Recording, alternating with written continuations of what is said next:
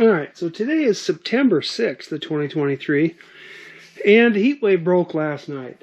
So we're back at it again. And here I am, up kind of like what you'd say in the pilot house. Giving you a bird's eye view of things. And down into the engine room. And then back into the aft cabin. And then all the way back would be the lazarette. Yeah.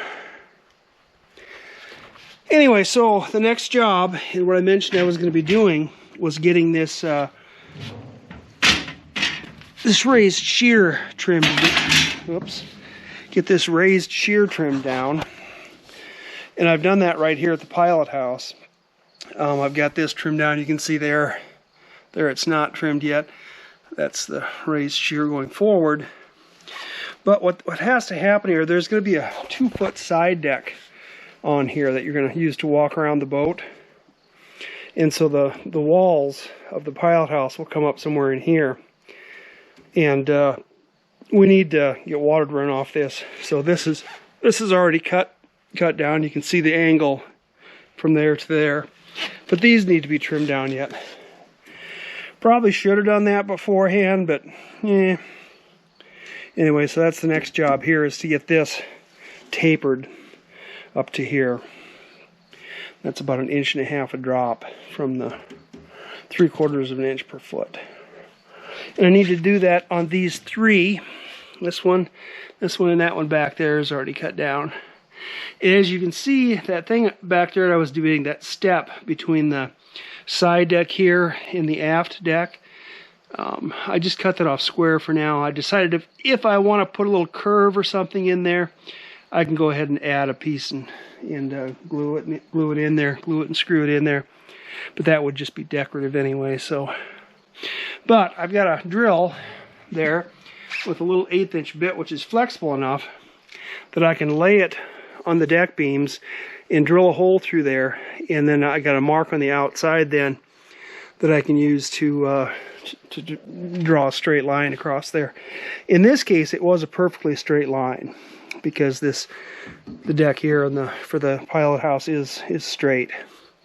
So that was a straight line. That was pretty easy. I just snapped a chalk string on here. A little curve to it, but not much. Up there, you know, going from here to the aft, and then going up here forward to the bow, I'm going to have to probably use battens there to get that established. And then once I get this stuff done over here, I get these trimmed down to the taper that they need. Then I'm going to need to go in and I'm going to start having to, all the deck beams, these rounded deck beams, I'm going to have to start planing those with the power planer to get the angle on them, so that when you lay something across there, it lays across there smoothly, which doesn't look like it's going to take just a whole lot, but at least not everywhere. Some places it's going to take. You can see a little bit needs to come off the forward edge of that deck beam, but it shouldn't be just too horrible, other than the fact that it's up here, which is going to make it. I'm going to have to get some planks to work on, you know, something like these planks over here, or a piece of plywood or something I can drag around to work up here, to work on these deck beams. But it's going to make a huge mess in here too. So what I did yesterday or last night, did a little cleaning up in here, picked up stuff and got it moved around so I can, got my floor hatches back in place for the most part. We'll need to cover some things up again, but before I start getting too crazy in here. But I want to be able to, well, I'm at the point now where with the bottom planking on, I don't want to be getting crud down, excessive crud down into the bilge. So I need to start vacuuming as opposed to blowing stuff around. But yeah, that's fine. Won't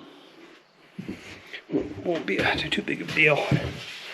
And I did get my pump in up here. My pump and my switch are down in there. And then I need to get this mounted yet. You probably can't really see very well down there, but then I've got the discharge hose for this pump, which will probably just go right up here.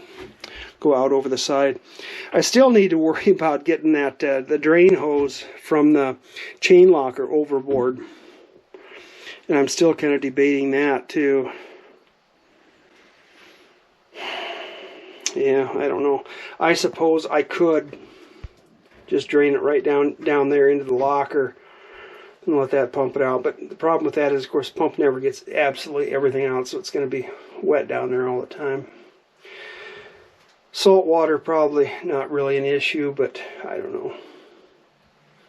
I would rather have this drain for this chain barrel, plastic barrel that I'm going to use.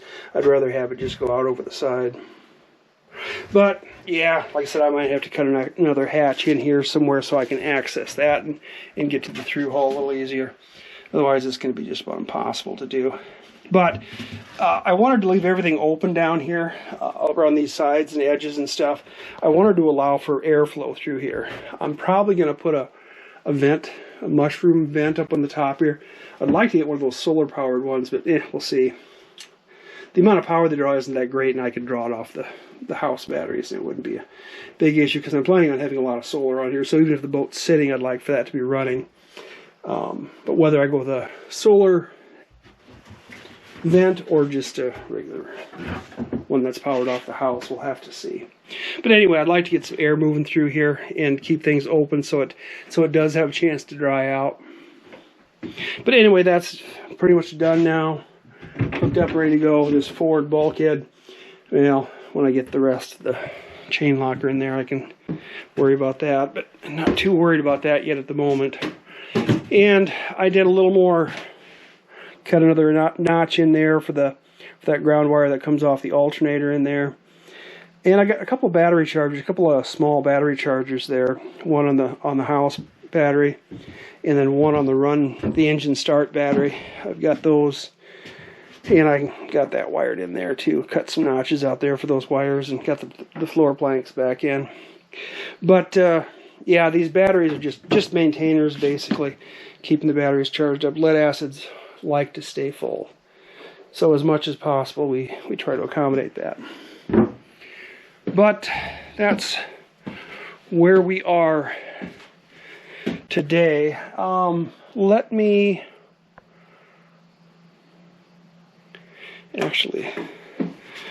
turn the lights off up here. I don't think I'm going to need them for what I'm doing.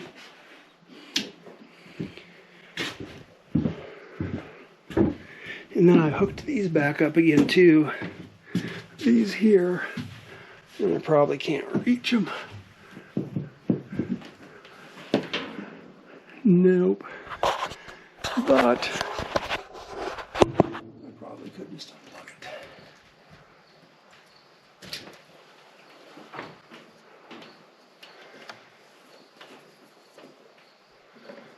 it. There, that should work.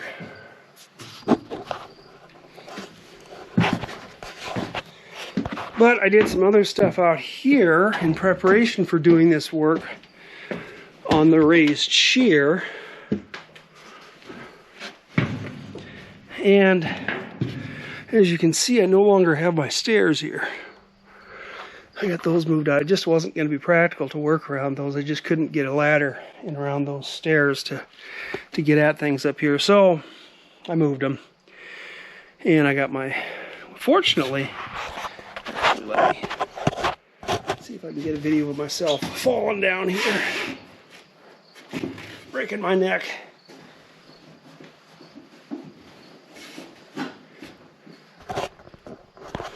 So far, so good. But fortunately, this scaffolding now, with the addition of a step stool, is high enough for me to access the raised shear here. At least for most of it, it will be. So I've got lots of work that I've been dreading doing this job. And it's another one of those jobs that's, once you get one side done, then you got to go do the other side. But yeah, amazing the number of tools. See how I squared off that transition from the aft deck there.